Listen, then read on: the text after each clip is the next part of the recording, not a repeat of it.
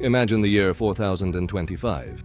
Archaeologists of the future are excavating in New York and suddenly come across the Empire State Building. What could it be? Of course, an ancient tomb, and surely tens of thousands of slaves must have been used to build it, hauling bricks and metal on their backs. It sounds absurd because we know how and why this skyscraper was actually built. But American researcher Greg Braden believes that modern science has the same misconceptions about the construction of the Egyptian pyramids. He claims that the technologies of that time simply could not have handled the construction of such massive structures. Moreover, no one has yet managed to create an architectural complex that could rival the Egyptian pyramids. Let's try to figure out how the ancient Egyptians built them and whether it is possible for a modern architect to replicate this process under current conditions.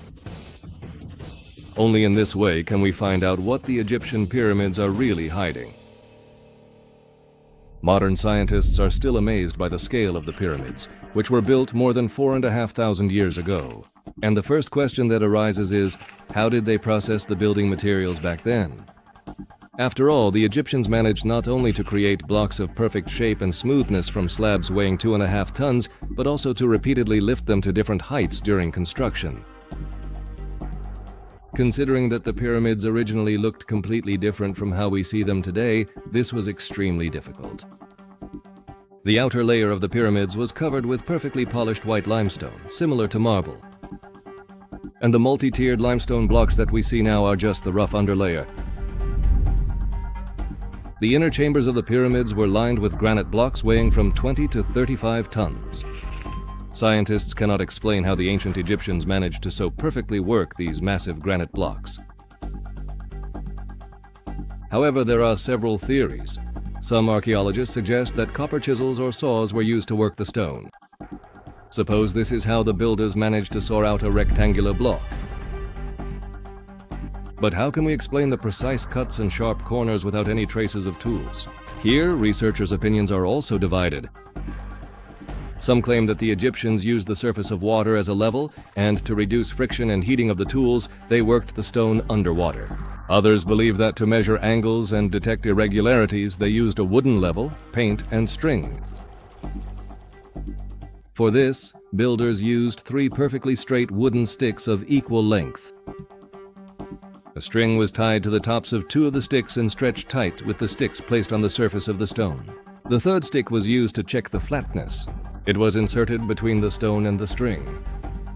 If the stick touched the string, it meant there was an uneven spot in that area. They would mark it with paint to polish it later. But even if everything happened exactly this way, the workers would have had to spend far too long polishing the stone to achieve such smoothness. But what if the blocks that the pyramids are built from aren't actually solid monoliths? Researcher Greg Braden stated in an interview, "These massive rectangular blocks are actually artificial." The scientist explained that in 1989, researchers drilled into one of the pyramid's blocks to take rock samples. And when they saw the results of the analysis, they were baffled. If these had been natural limestone blocks, there would have been layers and fossils inside them. But the analysis showed that the entire block was homogeneous. They also found air bubbles, insect remains, and even human hair inside it. When the scientists conducted a chemical analysis, they discovered substances in the composition that do not occur in nature. This led them to conclude that it was an artificial material. Braden believes that the blocks were produced in several stages. First, the stone was quarried from nearby sites, then it was crushed and mixed with a high-tech oxide to make the mixture pliable. The prepared mixture was poured into special molds where it would harden. What if we were to test this theory under modern conditions? In that case, the fast-hardening mixture would be poured directly into molds at the construction site. And thanks to new technologies such as acrylic stone, the blocks could be made much lighter. This theory sounds plausible, and it is quite possible that several thousand years ago, builders could have carried out such a project. But when scientists analyzed the blocks, they discovered that the Egyptians used a special recipe. Its exact composition has not yet been determined. This mixture was so unique that even Saddam Hussein wanted to obtain it. According to Greg Braden, in 1990, before the US troops entered Iraq, Saddam Hussein contacted an American sculptor whose name the researcher does not disclose. The artist had almost unraveled the secret of the technology that was likely used during the construction of the pyramids. He mixed a powder based on natural stone with epoxy resin. Saddam wanted to use this recipe to reinforce his bunkers, but the US government got ahead of him. They officially forbade the sculptor from sharing the technology, classifying it as secret. But even if we assume that the Egyptians really did cast these giant blocks from a special mixture, how did they transport them? After all, the official versions still raise questions.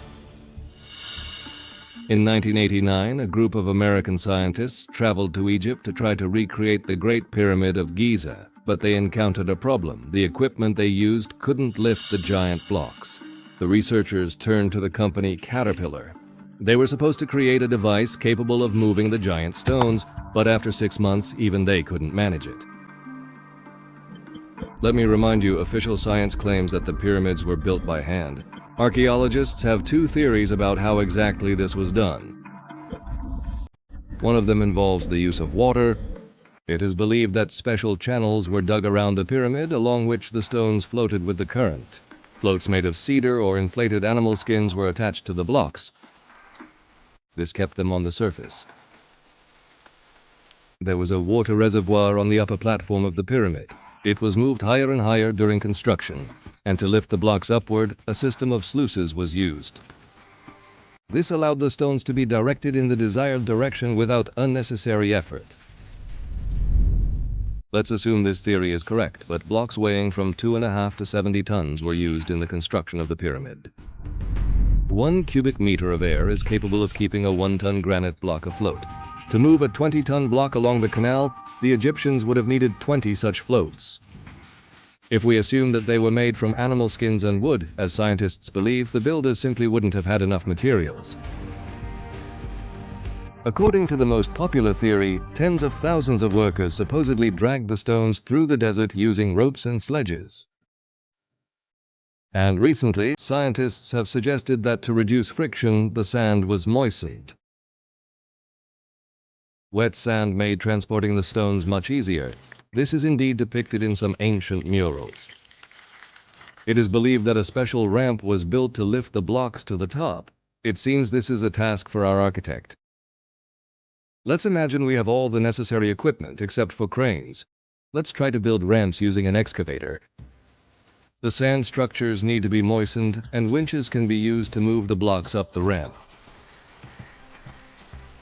It doesn't sound too complicated, but the architect decides to halt the construction, because even with machinery, building such ramps is too labor-intensive and takes a lot of time. The cables need to be replaced frequently. They snap under the load and the ramps are constantly crumbling. It's unclear how the Egyptians managed to build the pyramids at all. They had neither winches nor excavators. A similar experiment was conducted in 1978 by Japanese scientists. They tried to prove that the Egyptians built the pyramids using primitive methods, cutting stone with copper tools and dragging it with ropes. The goal of the experiment was to construct a pyramid 20 meters high using terraces and ramps. Each block was supposed to weigh 4 tons. 100 Egyptian workers participated in the construction, but even modern knowledge turned out to be insufficient. The researchers found that sawing stone blocks weighing 4 tons with a chisel requires incredible physical effort and takes far too much time. As a result, they had to reduce the height of the pyramid from 20 to 10 meters and the weight of the blocks from 4 to 1 ton. Moreover, the researchers had to resort to using electric saws just to make any progress in the process. By doing so, they violated the very essence of the experiment, to prove the possibility of constructing such a structure using primitive tools. But even after that, they did not stop their work. Overall, the team encountered a new problem. The simplest floating vessels could not withstand transporting the blocks across the Nile. Therefore, the scientists decided to use modern, flat-bottomed barges.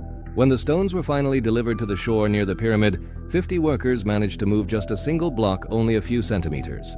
After that, they decided to build a full-fledged railway so that the blocks could be transported on special carts. In the end, the researchers once again broke the conditions of the experiment. They used large lifting cranes. And to precisely position the blocks, they even lifted them into the air with a helicopter. Although the team managed to build a 10-meter pyramid next to the pyramids of Giza, by all scientific standards, the experiment was a failure.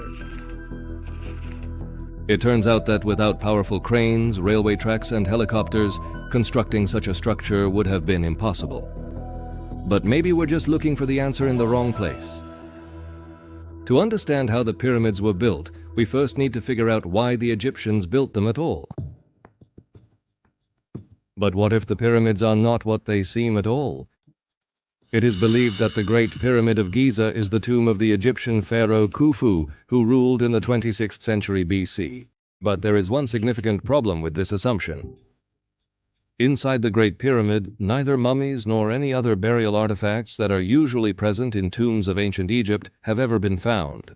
No valuable ornaments, no household items or works of art that, according to the beliefs of that time, were supposed to accompany the pharaoh into the afterlife. But if the Great Pyramid of Giza is not a tomb, then what is it? Scientists are increasingly leaning toward the theory that the Great Pyramid might have been an observatory, but for a long time it remained unclear how exactly its internal structure corresponded to this function. The English astronomer Richard Proctor found the answer to this question back in 1883 while studying the works of the ancient Greek philosopher Proclus. Proctor concluded that while the pyramid remained unfinished, its flat top served as a platform for astronomical observations. The Great Gallery, oriented to the south, functioned as a giant telescope, and the top itself was used by priests to observe the movement of celestial bodies. But why build such a massive observatory and expend so much effort on it? At the end of the 19th century, British engineer William Simmons proposed an alternative hypothesis. Perhaps the pyramids had a completely different, much more practical purpose. Once the Great Pyramid was completely covered with blocks of white limestone, a material with high insulating properties. And the internal passages and tunnels were lined with granite, and granite, on the contrary, is an excellent conductor of electric current. What is especially remarkable is that this material does not occur naturally in the Giza region. Therefore, the 8,000 tons of granite used to line the pyramid had to be transported to Giza from a quarry located about 800 kilometers away. In addition, the top of the Great Pyramid was crowned with a massive gilded stone. And, as is well known, gold is one of the best conductors of electricity on Earth. It is precisely these details that led some researchers to a stunning hypothesis. The Pyramid of Khufu could have been a colossal power plant. And this is not just a supposition. In 2018, a study published in the Journal of Applied Physics confirmed that the Great Pyramid really could concentrate electromagnetic energy in its internal chambers as well as beneath its base. It was likely designed to conduct current through its inner layers up to the gilded capstone and from there release it outward. This sounds like science fiction, since according to official history, any knowledge of electricity appeared at least 2,000 years after the pyramid was built. So can we really consider the possibility that it was a power plant? And what if that's exactly what it was? In the 4th century, the Syrian philosopher Jan Blick left a description of his time spent in the tunnels beneath the Great Pyramid of Giza. He recounted that as soon as he approached one of the underground chambers, a light suddenly flashed on the wall. A long glass tube began to glow on its own. When he came closer, the light became even brighter. His companions got scared and ran away. And when Jan Blick touched the tube, it instantly went out. It's hard not to notice the similarity to how a modern touch lamp works. But such devices have only appeared in everyday human life quite recently. So how can we explain the ancient Egyptian images that clearly show devices resembling light bulbs? Is it possible that the ancient Egyptians knew much more about electricity than we have previously thought? And today, scientists already have evidence that this is not a fabrication. 2 narrow tunnels were discovered inside the Great Pyramid, each measuring approximately 20 by 20 centimeters. At first, researchers believed these were ordinary ventilation shafts. But in 1993, German engineer Rudolf Gantenbrink designed a special robot that could freely move through these narrow shafts inside the Pyramid of Khufu. The robot was equipped with a remote control system, hydraulically powered tracks, a powerful flashlight, and a surveillance camera. When researchers sent it into one of the tunnels, the robot encountered a stone slab with a metal handle. This was strange, since metal is not found anywhere else in the pyramid. Further research was only possible in 2002. At that time, a team from the United States managed to drill through the slab and discovered another cavity behind it, blocked by a large stone boulder. What was inside this chamber remained a mystery. It was only in 2011 that researchers were able to look inside using a new robot with a flexible camera. The images they obtained shocked the scientists. Inside there were red hieroglyphs, unknown symbols, and complex diagrams drawn on the walls. Scientists suggested that these symbols were not just religious signs, but actual ancient diagrams that explained in detail how the Great Pyramid was used as a power generator. Researcher of ancient Egyptian culture Christopher Dunn claims the very shape of the pyramid is fundamentally important, and modern physicists have even created a working model of the so-called pyramid generator. To build a pyramid generator 20 meters high, our architect first needs to assemble a steel base measuring 25 meters. An aluminum plate is placed at the bottom of the base. In the very center of the pyramid, it is necessary to install a steel pillar 17 meters high, and under the dome a large metal bolt. In the Great Pyramid of Khufu, this function could have been performed by that very gilded stone. The interior volume of the pyramid must be filled with a conductive material, ideally in pieces wrapped in aluminum sheets. In ancient times, for example, copper could have been used for this purpose. The pyramid must be insulated from the outside. The ancient Egyptians used limestone blocks for this, while we could use ordinary plywood sheets. All that's left is to fill the cavities with sand, and our pyramid generator is ready. If you connect a multimeter to the steel base and the aluminum plate, it will show a voltage of 230 volts. That's enough to power any household electrical appliance. So, at least in theory, the Great Pyramid of Giza really could have been a giant energy generator. But what is the purpose of other similar structures around the world? And what if they are connected not only by visual similarity, but by something much more important? Scientists from the University of California mapped all the known pyramids on the planet and discovered that many of them are located almost in a straight line, and some complexes precisely replicate the arrangement of the pyramids of Giza.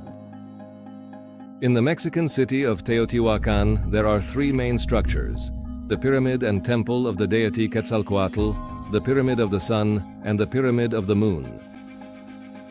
Just like in Giza, they have an asymmetrical arrangement. Two of them stand opposite each other, while the third is shifted to the left. This is an exact spatial reflection of the pyramids of Khufu, Khafre, and Menkaure. So, can all of this really be considered a mere coincidence? Greg Braden is convinced those who built these pyramids were representatives of a single extremely ancient civilization. They possessed the same knowledge, followed the same construction principles, and applied them in different parts of the world. But how can we explain the fact that pyramids have even been discovered beyond the boundaries of Earth? UFO researcher Scott Waring stated on his blog that, while studying images of Mars, he came across a giant three-sided pyramid. According to him, one of its faces still has well-preserved exterior cladding, while the other two have been severely damaged by extreme winds. This discovery led Waring to hypothesize that the pyramids were not created by humans, but by representatives of an extraterrestrial civilization. And although such a theory sounds more than expected coming from a ufologist, another mysterious discovery prevents it from being completely dismissed. In 2018, another researcher, Joe White, claimed to have discovered the remains of a stone statue on Mars that, by all appearances, resembles the Sphinx. White analyzed the photo and concluded that the length of the Martian Sphinx could have reached 60 meters, which is almost identical to the size of the Egyptian Sphinx in Giza. But the similarities don't end there. In the first image, there are 3 mountain peaks on the surface of Mars. In the second, 3 pyramids on the Giza Plateau in Egypt. And most astonishingly, they are arranged in an absolutely identical configuration. And the resemblance is not limited to the Egyptian complex alone. The arrangement of the Martian formations also resembles the layout of the Mexican pyramids in Teotihuacan. Interestingly, during the investigation of this discovery, NASA specialists overlooked one remarkable fact. All the presumed monuments of the Martian civilization are located almost along the same parallel, the 40th degree north latitude. This is quite a narrow geographical belt, so Joe White decided to compare it with a similar zone on our planet. What he discovered turned out to be even more impressive. Between the 40th and 50th parallels of northern latitude lies the highest concentration of major cities of modern earthly civilization. Joe White suggests that all the pyramids on Earth, just like those found on Mars, may be parts of a giant engineering network scattered across both planets. If this is really the case, the question arises, why didn't the creators of this network limit themselves to Mars and ultimately travel to Earth? In their attempts to answer this question, researchers have put forward another theory, that the entire process of human evolution has taken place under the close supervision of an extraterrestrial civilization. Some researchers suggest that beings from another planet may have once arrived on Earth and passed certain technologies onto humans. And supporters of this version are convinced that they have found real evidence of this on Egyptian frescoes and papyri. There you can see images of objects that strikingly resemble modern electric lamps, generators, or even devices for transmitting energy. Greg Braden claims that official history has been misleading us for several hundred years. After all, it seems that the Great Pyramid was built using technologies of such a high level that humanity is still unable to reproduce or even understand them. And scientists can only speculate as to how the ancient Egyptians could have acquired the skills and tools necessary to carry out such a project. But even if we dismiss the more fantastical theories and stick to the idea that over 4,500 years ago humanity already possessed such knowledge, why did this knowledge disappear? Why wasn't it preserved throughout our history and passed down to us? Greg Braden has an answer, and if he is right, we might all be facing a rather grim prospect. According to Greg Braden's theory, there are 5 great cycles, each lasting 5,125 years, and each of them invariably ended with a massive catastrophe that set humanity back in its development. 2.5 million years ago, at the end of the last ice age, the Earth collided with a comet, which triggered a new period of deep glaciation. And according to Braden, it was this event that destroyed the previously highly civilized culture that existed on the planet before us.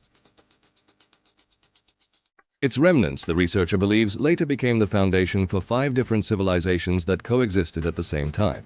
That is why many ancient cultures display similar mathematics, comparable architectural forms, cosmology, and levels of engineering thought. The pyramids of ancient Egypt could very well be the legacy of this lost civilization, which did not survive the last global catastrophe.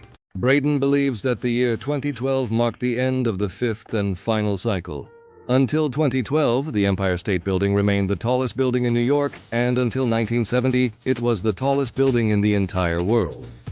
Like the pyramids in their time, it was considered an architectural marvel of its era. And perhaps a few thousand years from now, some architect of the future will puzzle over its true purpose in the same way, finding a host of inconsistencies and ending up with more questions than answers. Maybe in the future, they'll say that we buried our rulers in skyscrapers, or perhaps they'll think we built it to catch lightning and charge our smartphones from it. And what do you think? Write your version in the comments below this video.